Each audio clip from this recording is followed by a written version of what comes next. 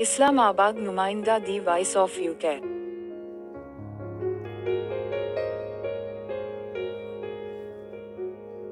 صدر آزاد جموں و کشمیر بیرسٹر سلطان محمود چودھری اور آل پارٹیز حریت کانفر نے مشترکہ طور پر فیصلہ کیا ہے کہ 22 مئی کو سری نگر میں ہونے والے G-20 کانفر کے موقع پر آزاد کشمیر اور مقبوضہ کشمیر میں مکمل ہڑتال کی جائے گی، جبکہ دنیا بھر میں مقیم کشمیری اس موقع پر New York, London, Washington, Brussels, Geneva اور دیگر ملکوں کے دارالحکومتوں میں بھرپور احتجاجی مظاہرے کریں گے اور دنیا کی توجہ مقبوضہ کشمیر میں جاری بڑے پیمانے پر انسانی حقوق کی پامالیوں کی جانب مبذول کرائیں گے، کیونکہ بھارت نے 5 اگست 2019 کے بعد مقبوضہ کشمیر میں بڑی تبدیلیاں شروع کر دی ہیں، جن کے تحت وہ مقبوضہ کشمیر میں ڈیموگرافی تبدیل کر کے آبادی کا تناسب تبدیل کرنا چاہتا ہے، اور اسی طرح وہاں کی حلقہ بندیاں بھی تبدیل کی جا رہی ہیں تاکہ وہاں پر ایک ہندو وزیر اعلیٰ کو لانے کی راہ ہموار کی جا سکے، جبکہ اسی طرح مقامی لوگوں کو بے گھر کیا جا رہا ہے تاکہ غیر ریاستی لوگوں کو وہاں آباد کیا جا سکے۔